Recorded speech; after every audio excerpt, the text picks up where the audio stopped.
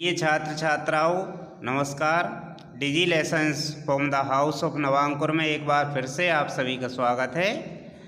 छात्रों, आज हम सुभाषितानी श्लोकों का अध्ययन करते हैं, उनका अर्थ अनुवाद करते हैं। पहला श्लोक है, परोक्षे कार्यहंतारम प्रत्यक्षे प्रियवादिनम वर्जयेत् तादृशम मित्रम विषकुंभम पयोमुखम। यहाँ परोक्षे का अर्थ है पीठ पीछे, कार्यहंतारम कार्य को नष्ट करने वाले, प्रत्यक्षे अर्थात सामने, प्रियवादनम अर्थात प्रिय वचन बोलने वाले, वर्जेत अर्थात त्याग देना चाहिए, तादृशम इस प्रकार के, मित्रम मित्र को, विषकुंभम अर्थात विष से भरे हुए घड़े को, और पयोमुखम अर्थात जिसके मुख पर दूध, जिस घड़े के मुख पर दूध लगा हुआ है। अर्थ होगा पीठ पीछे कार्य को नष्ट करने वाले और सामने प्रिय वचन बोलने वाले, इस प्रकार के मित्र को मुख पर दूध लगे हुए और अंदर से विष से भरे हुए घड़े के समान त्याग देना चाहिए। पीठ पीछे कार्य को नष्ट करने वाले और सामने प्रिय वचन बोलने वाले, इस प्रकार के मित्र को मुख पर दूध लगे हुए और अंदर से विष से भरे हुए घड़े के समान त्याग देना चाहिए। श्लोक क्रमांक 2 है, अपूर्वः कोऽपि कोशो अयं विद्यते तव भारती व्ययतो वृद्धिमायाति क्षयमायाति संचयात्। अपूर्व जिसके जैसा कोई दूसरा ना हो, अपूर्व अद्भुत, कोऽपि कोई भी, कोशो अयम अर्थात यह खजाना, यह भंडार, विद्यते अर्थात है, तब यानी तुम्हारा, भारती यानी विद्या की देवी सरस्वती, व्यय तो अर्थात खर्च करने पर, वृद्धिमायाति बढ़ता है, क्षयमायाति नष्ट हो जाता है, संचयात यानी संचय करने पर। हे विद्या की देवी सरस्वती, तुम्हारा यह विद्या रूपी कोष खजाना कुछ अनोखा है, कुछ अद्भुत है। हे विद्या की देवी सरस्वती, तुम्हारा यह विद्या रूपी कोष खजाना कुछ अद्भुत है, जो खर्च करने पर बढ़ता है और संचय करने पर नष्ट हो जाता है। अर्थात यदि हम विद्या अध्ययन किसी को बताते हैं तो वो बढ़ता है हमारे पास, और यदि हम कोई विद्या हमारे लिए आती है और हम उसको छुपा के बैठ जाएं, किसी को ना बताएं, तो हमारे पास भी वह नष्ट हो जाती है। तो कहा गया है कि हे विद्या की देवी सरस्वती, तुम्हारा यह विद्या रूपी कोष खजाना कुछ अनोखा है, जो खर्च करने पर बढ़ता है और संचय करने पर नष्ट हो जाता है। 3 क्रमांक श्लोक है, विना वेदम विना गीताम विना रामायणीम कथाम विना कविम कालिदासम भारतम भारतम नाही। बिना अर्थात बिना होता है वेदम यानी वेद के, गीता का अर्थ है श्रीमद् भगवत गीता, रामायणी कथाम का अर्थ है रामायण की कथा, और कवि कालिदास से अर्थ है कवि कालिदास। भारतम भारतम नाही यानी भारतवर्ष नहीं है।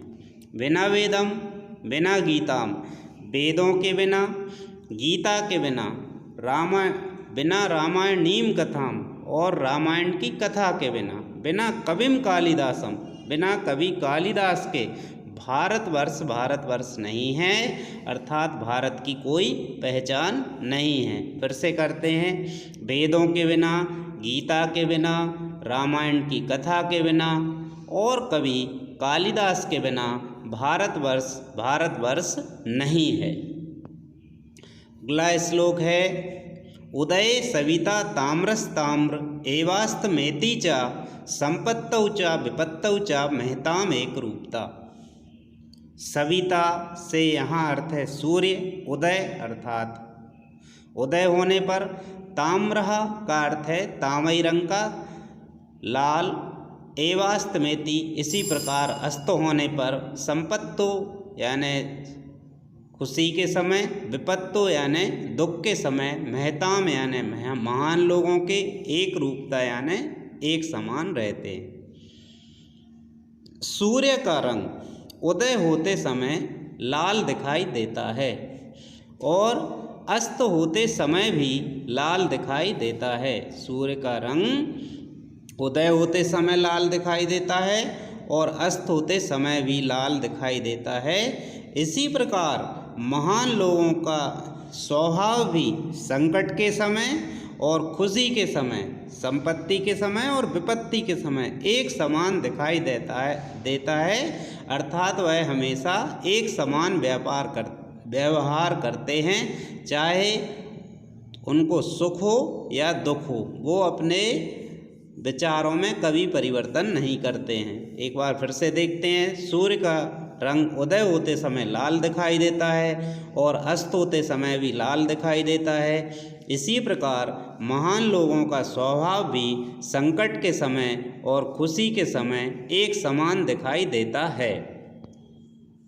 अगला श्लोक है उद्यमम साहसम धैर्यम बुद्धि शक्ति पराक्रमः षडेते यत्र वर्तन्ते तत्र देवाः सहायका। उद्यमम साहसम धैर्यम बुद्धि शक्ति पराक्रमा षडेते यत्र वर्तन्ते तत्र देवाः सहायका। अर्थात उद्यमम का अर्थ है मेहनत करना, प्रयास करना। साहसम साहस, धैर्य धारण करना, बुद्धि विवेक, शक्ति ताकत, पराक्रम का अर्थ है पराक्रम। ये 6 वस्तुएं। अर्थ होगा उद्यम, साहस, धैर्य, बुद्धि, शक्ति और पराक्रम। षडेते यत्र वर्तन्ते, ये 6 जहाँ रहते हैं, जहाँ होते हैं, तत्र देवः सहायका, वहाँ देवता भी सहायक होते हैं। अर्थात वहाँ पर देवता भी स्वयं सहायता करने लगते हैं। उद्यम अर्थात प्रयास करना, साहस करना, धैर्य धारण करना, बुद्धि का प्रयोग करना, शक्ति का प्रयोग करना और पराक्रम करना, ये 6 जहाँ होते हैं वहाँ देवता भी सहायक होते हैं। अगला श्लोक नरत्वं दुर्लभम लोके विद्या तत्र सुदुर्लभा कवित्वं दुर्लभम तत्र शक्तिस्तत्र सुदुर्लभा। नरत्वम अर्थात मानवता, मनुष्यता, दुर्लभम दुर्लभ है, कठिनता से प्राप्त होती है, लोके यानि इस संसार में, विद्या का अर्थ है विद्या, तत्र यानि वहाँ, सुदुर्लभा और अधिक कठिन, कवित्वम दुर्लभम तत्र, कवित्वम यानि कविता करने की क्षमता, प्रदर्शन करने की क्षमता, हमारे अंदर जो भी कला है, जो भी व्यक्तित्व है हमारा, उसको प्रदर्शित करने की क्षमता कहलाती है कवित्व। शक्ति और तत्र वहाँ पर शक्ति सुदुर्लभा यानी बहुत अधिक कठिन है। अर्थ करते हैं संसार में मानव जन्म कठिनता से प्राप्त होता है। इस संसार में मानव जन्म कठिनता से प्राप्त होता है।